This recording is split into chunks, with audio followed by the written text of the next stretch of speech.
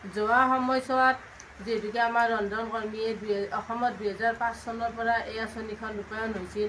2005 চনৰ পৰা এটকা পইচা নোপোৱাকৈ ৰন্ধন কৰ্মীসকলে বিদ্যালয়ত কাম কৰি আছিল।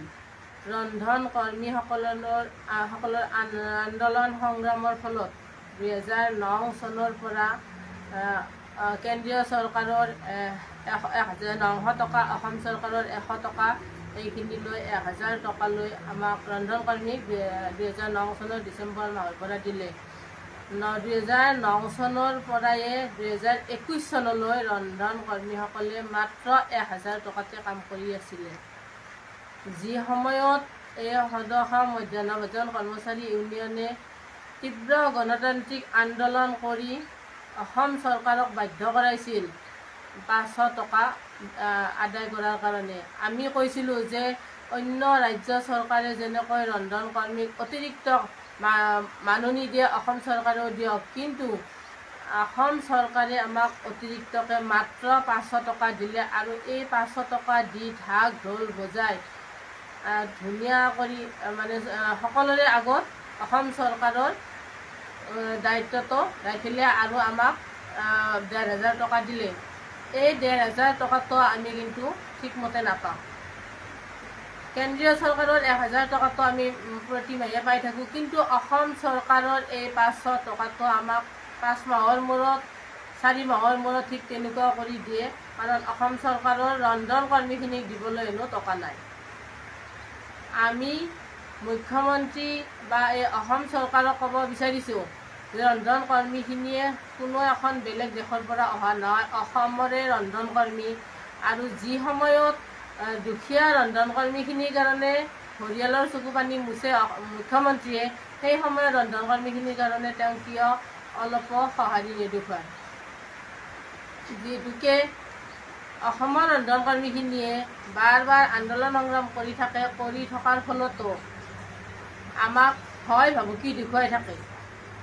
অসমত এই মধ্যাহ্ন ভোজন আঁচনিখন 2010 চনত মুখ্যমন্ত্ৰীয়ে গুৱাহাটীৰ আমিনগাঁৱত অক্ষয় পাত্ৰ ফাউণ্ডেশ্যন নামৰ এটা সংস্থাক, ব্যক্তিগত সংস্থাক ইয়াত বহুৱাই ল'লে। বহুৱাই লোৱাৰ পিছত কেইখনমান জিলাত, বিশেষকৈ আমাৰ গুৱাহাটীৰ অঞ্চলতে অক্ষয় পাত্ৰই কেইবাটাও ঠাইত খাদ্য দি আছে।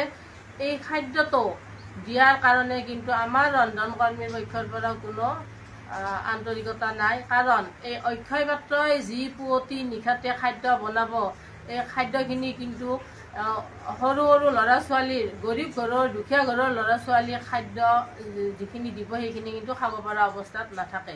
কাৰণ পুৱতি নিশাতে বনাই তেওঁলোকে ডাঙৰ ডাঙৰ ট্ৰাংকত ভৰাই পেলাই এই বিদ্যালয়ে তেওঁলোকে বিতৰণ কৰিব। বিতৰণ কৰাৰ ফলত ল'ৰা ছোৱালীখিনিয়ে যেতিয়া 12 বজাৰ পৰা 12:30 বজাৰ ভিতৰত খাবলৈ ধৰিব, তেতিয়ালৈ কিন্তু সেই খাদ্যৰ গুণাগুণটো নাথাকে।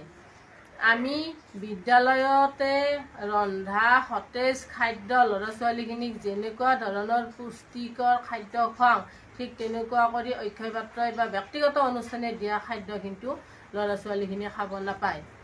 এই আঁচনিখন অসম চৰকাৰৰ আঁচনি নহয়, কেন্দ্ৰীয় চৰকাৰৰ আঁচনি। আৰু এই আঁচনিখনতে লিখা আছে যে বিদ্যালয়ৰ পৰিসৰতে ৰন্ধা খাদ্যহে ল'ৰা ছোৱালীক খুৱাব লাগে, কিন্তু অসম চৰকাৰে এই কামটো ওলোটা কৰিলে, তেওঁলোকে ব্যক্তিগত অনুষ্ঠানক দিলে।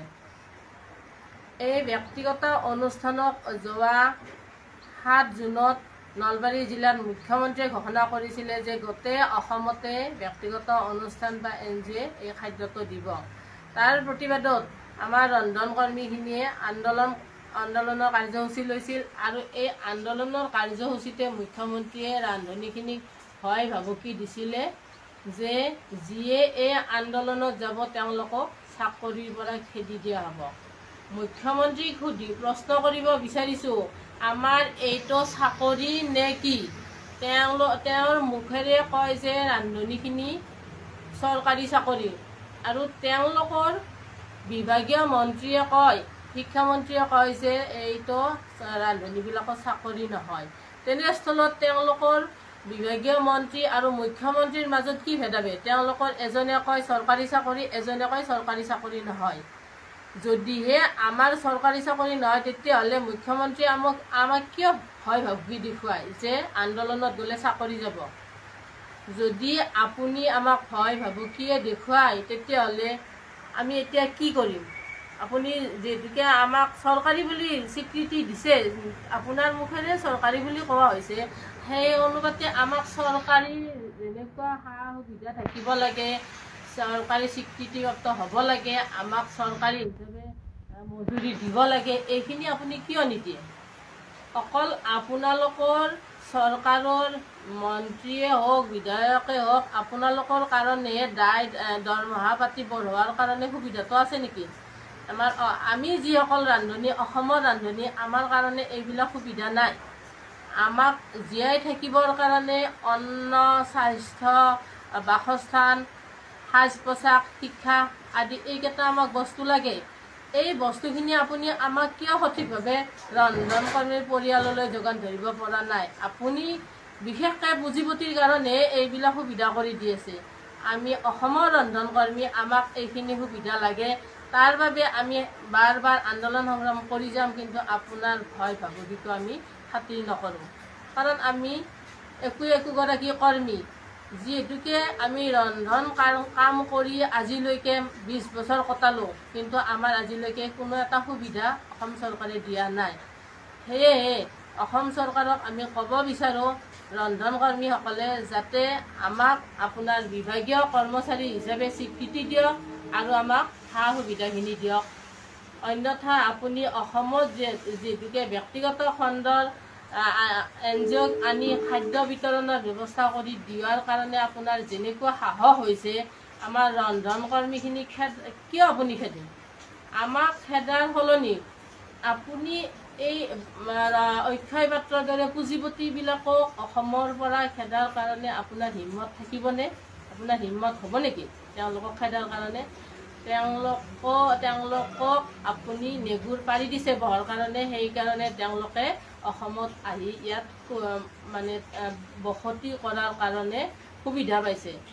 যি সময়ত আমাৰ অসমৰ মানুহে ৰন্ধন কৰ্মী, গৰীব ঘৰৰ ল'ৰা ছোৱালীখিনি ৰন্ধন কৰ্মীখিনিয়ে খাবলৈ নাপায়, যিখিনি কষ্ট কৰে তাৰ ওপৰত যিখিনি পাব লাগে সেইখিনি নাপায়, কিন্তু আপুনি পুঁজিপতিক আনি অসমত বহুৱাই দিছে আৰু দি পেলাই আমাৰ যিখিনি পেটত গৌৰ মাৰা কাম আপুনি কৰিবলৈ ওলাইছে।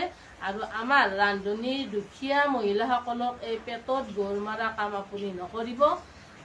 আপোনাক আমি সকিয়নি দিছোঁ, যদিহে আপুনি আমাৰ পেটত গৌৰ মাৰা কাম কৰে তেতিয়াহ'লে আমিও আপোনাক কিন্তু অসমৰ ৰন্ধন কৰ্মীয়ে কিন্তু আপোনাক আমি সুধাই নেনো।